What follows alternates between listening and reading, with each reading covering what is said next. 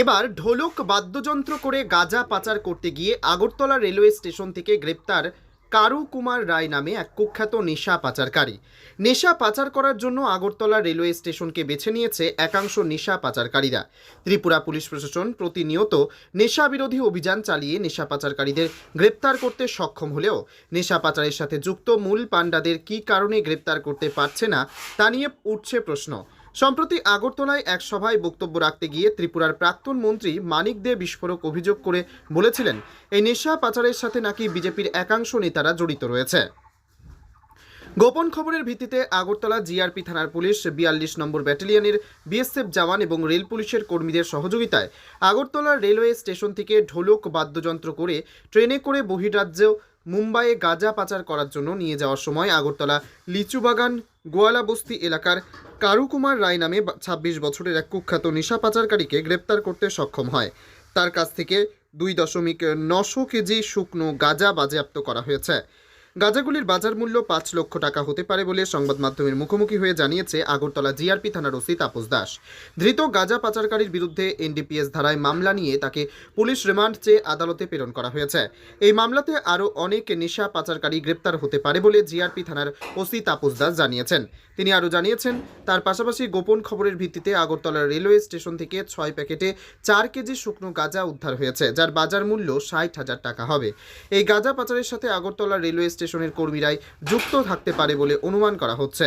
সেই সাথে Agartala railway station থেকে ১৬.৫০০ কেজি শুকনো গাঁজা উদ্ধার করেছে আগরতলা জিআরপি থানার পুলিশ, যার বাজার মূল্য ২,৪৭,৫০০ টাকা হবে।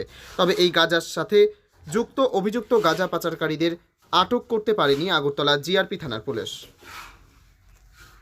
হ্যাঁ, গতকালকে আমরা আগরতলা রেল স্টেশনে চেকিং করার সময় আমরা আগরতলা জিআরপি এবং আরপিএফ মিলে একজনকে ডিটেইন করি এবং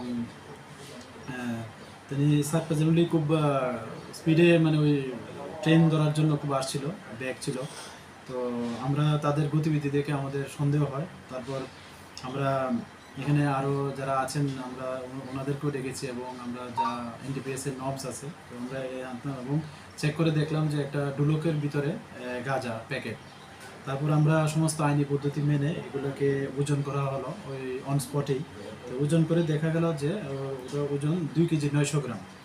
তো তাকে প্রিলিমিনারি ইন্টারোগেশনে জিজ্ঞেস করলে বলা হয়, উনি বলছেন যে উনি এগুলি ট্রেনে করে ট্রেন চেঞ্জ করে উনি মুম্বাই নিয়ে যাবেন এবং উনি যা বললো যে বাজার মূল্য ওইখানে প্রায় 1 কেজি প্রায় 50,000 করে বিক্রি হয়, এরকম উনি যতটুকু বললেন আর কি। তো এই সময়তে যদি ধরি তো প্রায় 1.5 লাখ টাকার আশেপাশে। তো আমরা গতকালকেই আমরা ওনার এগেনস্টে একটা আমাদের আগরতলা জিআরপি থানাতে এনডিপিএস দ্বারা মামলা নেই। তো আজকে আমরা ওনাকে মহামান্য আদালতে প্রেরণ করছি উইথ পুলিশ রিমান্ড। আর নাম জিজ্ঞাসা করলে উনি বলে ওনার নাম কারু কুমার রায়। উনি যে আমাদের এনসিসি থানার অন্তর্গত গোয়ালা বস্তি লিচুবাগান ওখানে উনি থাকেন। তো আমরা দেখছি এটার সঙ্গে আরও কে বা কারা যুক্ত আছে, আমরা অবশ্যই তাদের আইনের আওতায় আনবো। আর পাশাপাশি কালকে আমরা আগরতলা গতকালকে একটা অপারেশন করা হয়, আমরা জিআরপি আরপিএফ এবং বিএসএফ যারা আছেন আমরা সবাই মিলে। তো এখানে 4 কেজি গাঁজাও বারামত হয়, যে যদিও এটার মালিকানা এখনও পাওয়া যায়নি। তো আমরা যদিও গতকালকেই এটা একটা আমাদের থানা এন্ট্রি নিয়ে আমরা ওনার এস্টাবলিশড কে এটার কি সোর্স কাহা এটা কোথা থেকে আসলো বা আমরা এটা দেখছি এবং যারা এটার সঙ্গে যুক্ত থাকবে আমরা অবশ্যই তাদেরকে আইনের আওতায় আনবো।